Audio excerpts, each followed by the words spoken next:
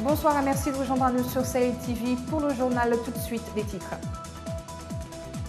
En fin de mandat, le président Mohamed Abdelaziz inaugure aujourd'hui à Nouadhibou le navire de guerre Nimlan qui va renforcer la flotte du pays et combattre la piraterie maritime, la fraude et le crime organisé. Lors d'un point de presse, le candidat malheureux aux dernières élections présidentielles, Biram Daabeid, a accusé certains milieux non officiels du régime actuel de s'être infiltrés dans le camp de l'opposition afin de perturber le dialogue arrivé à un stade avancé. Plus de 185 pays sont représentés à Nairobi pour une conférence sur le contre-terrorisme et la prévention de l'extrémisme violent en Afrique. L'ONU et l'Union africaine en profitent pour lancer un plaidoyer en faveur du G5 Sahel. Merci de vous joindre à nous sur Sahel TV. Le président Mohamed Abdelaziz a inauguré aujourd'hui à Nouadhibou le navire spécialisé dans le transport et le parachutage. Le navire de guerre Nimlan de 98 mètres de long et 14 mètres de large peut transporter 8 blindés et 150 soldats équipés pour ces exercices en mer. Il a pour mission de sécuriser les champs gaziers se trouvant au fond de l'océan Atlantique et a coûté à l'État 72 millions de dollars américains. Le Nimlan peut jouer un rôle dans la lutte contre la fraude, le crime organisé, la préservation de l'intégrité territoriale du pays, la sécurité de ses côtes et des plateformes qui exploitent le gaz et le pétrole. Auparavant, le président de la République avait posé la première pierre de la base navale de Nouadhibou. Cette base renforcera l'action de la Marine nationale pour améliorer la capacité des forces armées. Les députés ont adopté hier soir le projet de loi des finances rectificatives 2019. Lors d'une plénière, le projet de loi qui s'équilibre en recettes et en dépenses à plus de 55 milliards 600 millions est élaboré à la suite de quelques réaménagements budgétaires. Il intervient surtout pour la prise en charge des nouvelles obligations non prévues au titre du budget initial, notamment les dépenses liées à la réalisation de voiries. À Nouakchott, la commémoration du 59e anniversaire de l'indépendance nationale cette année à Akjouj et la prise en charge du fonctionnement de 4 centres de formation professionnelle féminine de Nema, Ayoun et Selibabi et Toujouni, jadis prise en charge par le Qatar. Déroulé en 2 temps, nous avons reçu Monsieur le ministre qui a exposé le PNUD. Ensuite, nous nous sommes retrouvés pour la validation. Au cours de cette validation, 4 projets d'amendement ont été présentés. Ce qu'il faut noter, c'est que les avis étaient très partagés quant à ces projets. D'ailleurs, vous voyez que 2 projets ont été acceptés par vote. 2 autres ont été tout simplement rejeté. Lors d'un point de presse tenu aujourd'hui, Biram Daabeid a accusé certains milieux non officiels du régime actuel de s'être infiltrés dans le camp de l'opposition afin de perturber le dialogue arrivé à un stade avancé où Daabeid dit que le calvaire du peuple mauritanien mérite de trouver des solutions eu égard au danger qu'on constitue la persistance des partis politiques sur la même voie. Il a ajouté que le régime l'avait contacté et a exprimé sa disponibilité au dialogue avec les candidats de l'opposition et non pas pour la seule concertation. Biram a ajouté qu'il avait informé les candidats de la disponibilité du pouvoir en place de dialoguer avec l'opposition avant d'ajouter que certains ont affirmé qu'ils n'étaient pas au courant de ce dialogue alors que d'autres s'y sont opposés. Nous l'écoutons. La voie des recours le recours juridique et constitutionnel est totalement fermée par la décision du Conseil constitutionnel. La voie de la rue est une voie non explorable à cause du danger que cela comporterait pour le pays et pour les populations. Et nous, notre devoir, c'est d'amener le bien aux populations et au pays, mais pas le mal. Il restait une seule voie, c'est la voie du dialogue. Avec le pouvoir, pour décanter la situation.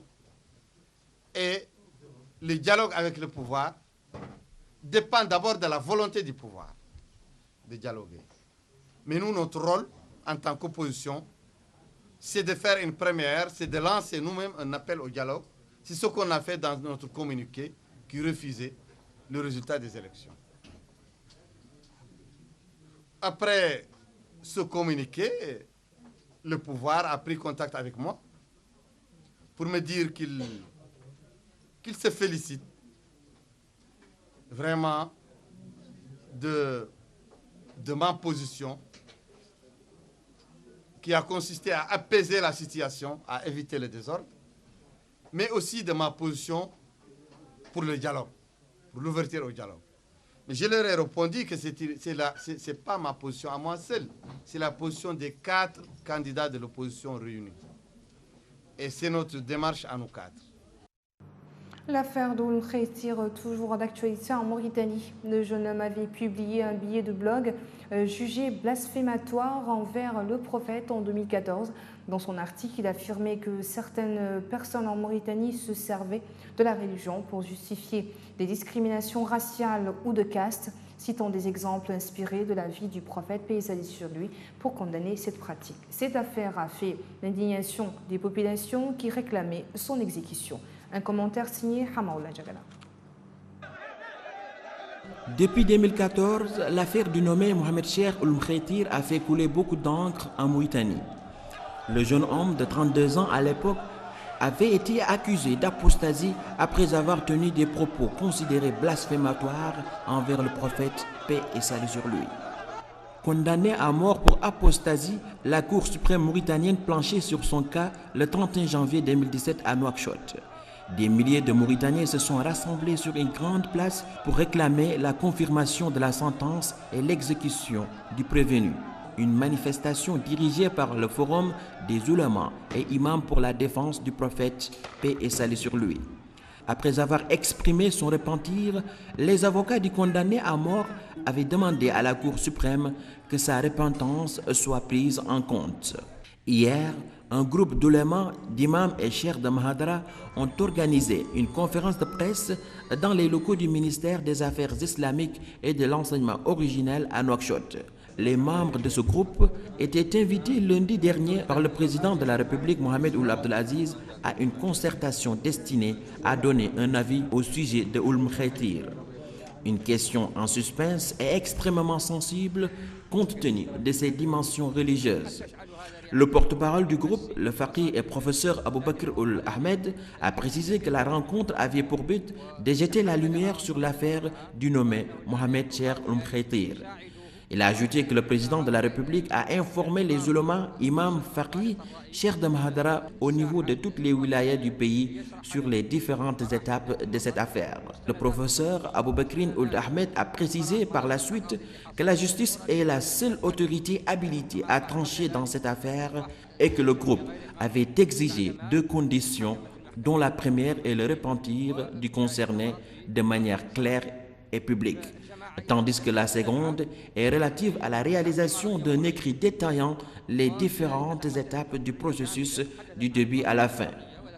Il s'agit là d'une question de jurisprudence et que pour ce genre de cas, il faut tenir compte de l'intérêt du pays et des musulmans, souligne M. Abou Bakr Ould Ahmed.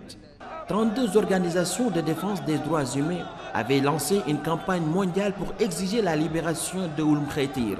Amnesty International, Human Rights Watch, Freedom Now, le Forum des organisations nationales des droits de l'homme en Mauritanie et 28 autres groupes de défense des droits humains le 8 novembre 2018. Ould Khaytir retrouvera sa liberté, mais la question qui se pose est, sera-t-il en sécurité dans le pays? Le chef d'état-major des armées françaises, le général François Lecointre, a estimé aujourd'hui que les pays du Sahel s'effondreraient sur eux-mêmes et que le terrorisme y deviendrait incontrôlable sans l'appui de la force française Barkhane. La force anti-djihadiste Barkhane mobilise quelques 4500 militaires dans 5 pays du Sahel, Mali, Niger, Burkina Faso, Tchad et Mauritanie. Elle concentre particulièrement ses efforts dans la région du Lipako, Gourma, dans le nord-est du Mali.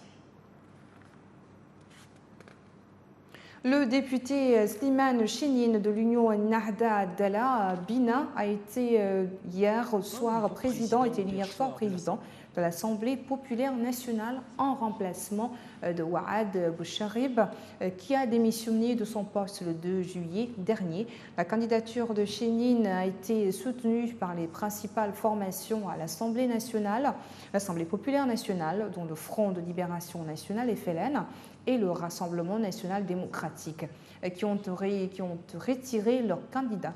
Nous avons décidé de soutenir Slimane Chenine parce que nous avons privilégié l'intérêt de l'Algérie, a déclaré un député à la presse à l'issue de la réunion du groupe parlementaire du Front de libération nationale. Au Mali, la situation humanitaire demeure inquiétante. Le dernier rapport du Bureau de coordination des affaires humanitaires sur le nombre des déplacés internes au Mali révèle des chiffres alarmants. Il serait plus de 70 000 personnes de différentes communautés du centre à avoir fui les massacres depuis le début de la crise il y a 2 ans. Plus de 1000 participants issus de 185 pays sont à Nairobi pour une conférence sur le contre-terrorisme et la prévention de l'extrémisme violent en Afrique. Le secrétaire général de l'Union de l'ONU, Antonio Guterres, et le président de la commission de l'Union africaine, Moussa Faki Mahamat, ont profité pour lancer un plaidoyer en faveur du G5 Sahel. Ce contingent de 5000 Mauritaniens, Maliens, Burkinabés, Nigériens et Tchadiens déployés pour combattre le terrorisme dans la sous-région. 5 ans déjà que le G5 Sahel est né. Hier, le président de la Commission de l'Union africaine, Moussa Faki, a directement pointé du doigt le Conseil de sécurité de l'ONU. J'avoue que nous avons de la peine à comprendre les atoiements plutôt en ce qui concerne les financements des opérations africaines de maintien de l'ordre. Les États africains ont mis leurs maigres moyens pour répondre à cette menace et à la demande d'assistance de l'Afrique n'a pas pu trouver jusque-là les moyens des Nations Unies pour faire face et c'est du ressort du Conseil de sécurité des Nations Unies. Une voiture piégée a explosé aujourd'hui près d'une église dans la ville majoritairement kurde à Kamishli, dans le nord-est de la Syrie, blessant une dizaine de personnes. L'explosion qui n'a pas encore été revendiquée a endommagé la principale façade de l'église de la Sainte Vierge des Syriaques orthodoxes ainsi que les immeubles voisins. La télévision d'État syrienne a fait état de 11 blessés, tandis que l'Observatoire syrien des droits de l'homme a rapporté 7 blessés, dont 3 dans un état critique. De son côté, la police locale rattachée aux autorités semi-autonomes kurdes a indiqué que 8 personnes avaient été légèrement blessées dans l'explosion et transférées dans un hôpital. Les forces kurdes contrôlent la majorité de la ville de Kamishli, tandis que les forces du régime dominent l'aéroport et la plupart des quartiers arabes. Cannes 2019, à l'issue d'un quart de finale très disputé, l'Algérie a éliminé la Côte d'Ivoire au but 4-0. Les deux équipes ont offert un beau spectacle. Raïs Bolhi a été le héros de la victoire des Fennecs en arrêtant la tentative de Wilfred Bony avant que Geoffrey Serré ne trouve le poteau. Du spectacle, du jeu, du suspense, de la tension, des retournements de situation, tout ce qui fait qu'une affiche reste collée aux archives des matchs inoubliables de la CAN.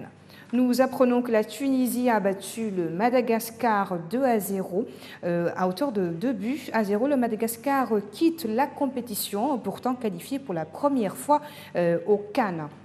La Tunisie rejoint donc l'Algérie, le Sénégal, le Nigeria pour les demi-finales.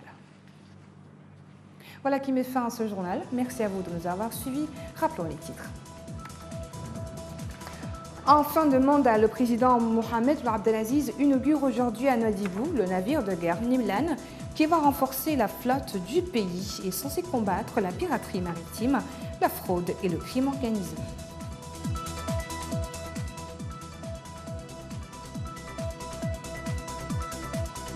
Lors du point de presse, le candidat malheureux aux dernières élections, Biram Da Abeid, a accusé certains milieux non officiels du régime actuel de s'être infiltrés dans le cadre de l'opposition afin de perturber le dialogue.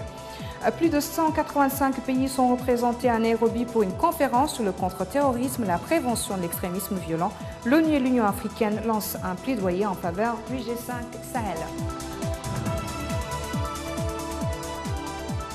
Merci et très bonne suite de programme en compagnie de Sahel TV. Bonsoir.